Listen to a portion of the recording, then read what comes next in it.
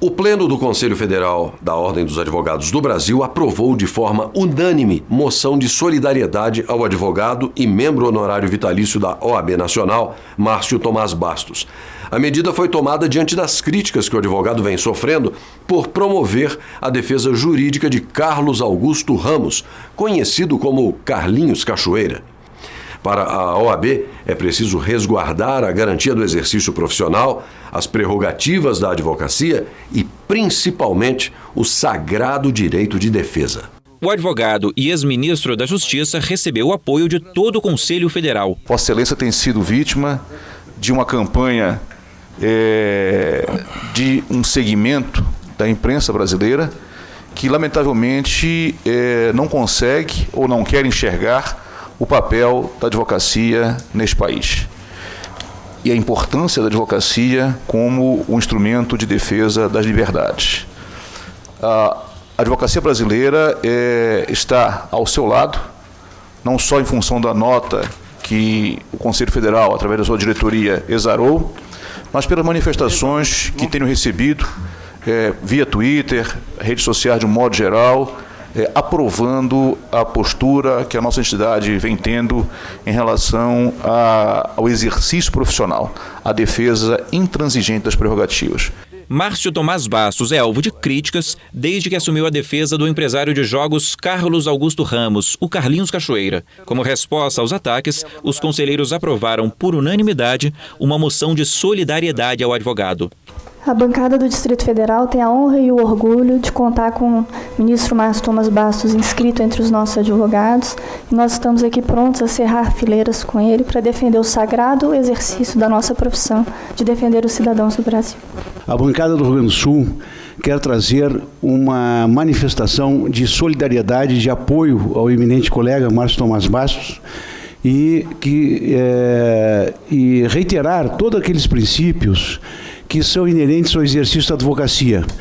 Então, acho que é importante que a bancada do Rio Grande do Sul deixe claro isso, que nós estamos firmes na defesa da advocacia, nos princípios que norteiam a advocacia. A bancada de São Paulo se agrega a todas as manifestações de todas as bancadas das seccionais aqui reunidas.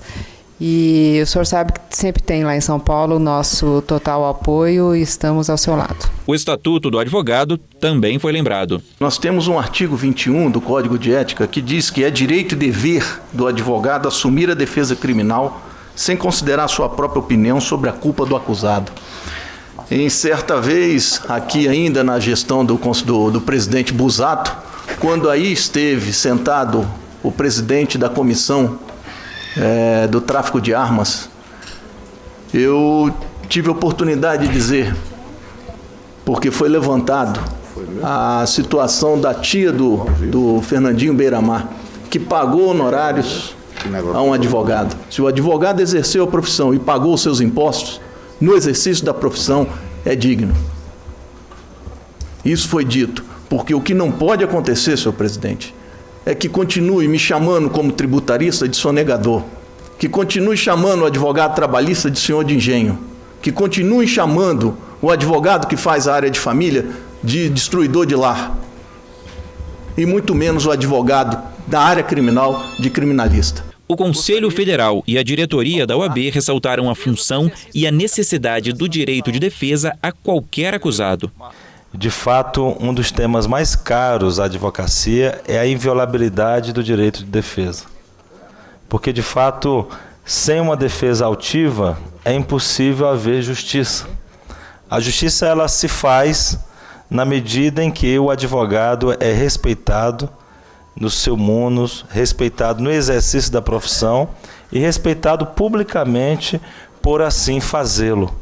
Até porque ele presta, de fato, um serviço essencial.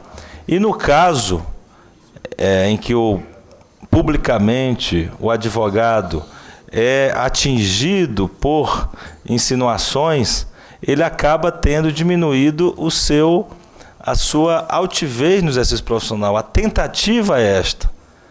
Temos, no caso, um ex-presidente da Ordem, altivo advogado que não se deixará, como não está deixando, se abater por este tipo de insinuação. Mas a tentativa é esta.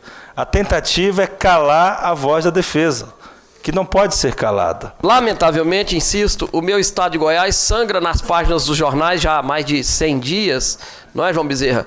Com episódios que, evidentemente, não vou aqui comentar. Mas, ministro, advogado Márcio Tomás Bastos, se me permite, vou dizer que Vossa Excelência, eu sou um homem sempre muito otimista. Me permita dizer que Vossa Excelência vai nos fazer extrair deste episódio todo um lado absolutamente positivo, que é mostrar bem a importância e a valorização da advocacia e o direito, e a obrigação até o dever que tem o advogado de cobrar honorários e de preferência bons honorários. Saibamos todos extrair efetivamente desta circunstância um recado para a nação de que se o réu cuja defesa Vossa Excelência patrocina mereça ser condenado, que o seja à vista do devido processo legal. E ninguém mais do que Vossa Excelência para defender e para efetivar o princípio constitucional do devido processo legal. Quando um advogado individualmente for atacado, estará sendo atacada toda a advocacia brasileira. O sentimento que gera em todos nós o ataque que Vossa Excelência recebeu é o sentimento de união de todos nós em defesa das mais sagradas prerrogativas da advocacia, porque bem sabemos o quanto é valioso e o quanto foi valioso para o Brasil a defesa das prerrogativas da advocacia, a independência da magistratura e do próprio judiciário. Portanto, a biografia de Vossa Excelência não autoriza esses ataques que estão lhe fazendo e, como bem já salientou aqui o conselheiro que me antecedeu, se fazem isso com Vossa Excelência, o que não estão fazendo com humildes advogados Brasil afora, fazendo presunções absurdas, preconceituosas e violando todos esses sagrados direitos esculpidos na nossa Constituição Federal. Ex-presidente da OAB, Márcio Tomás Bastos, agradeceu o apoio e lembrou outro caso polêmico da década de 1980. Eu era candidato a vice-presidente, o candidato a presidente era o presidente Arman Baeta, e nós fomos dar uma entrevista coletiva. Nesses dias, eu tinha recebido uma procuração do crime mais famoso de colarinho branco que aconteceu nessa época, nos albores da Nova República, da assim chamada Nova República. E um repórter me perguntou, mas como é que o senhor vai defender esse criminoso de colarinho branco e ao mesmo tempo ser candidato a vice-presidente da Ordem dos Advogados do Brasil? Eu falei, olha, é exatamente por isso. Se eu fosse candidato a presidente ou a vice-presidente da Ordem dos Economistas do Brasil ou a Ordem dos Médicos do Brasil, eu não poderia defender. Mas como eu sou candidato a vice-presidente da Ordem dos Advogados do Brasil, eu tenho não só o direito, mas o dever de defender as pessoas que são acusadas criminalmente. No fim, afirmou que o direito de defesa é ainda mais importante que a acusação.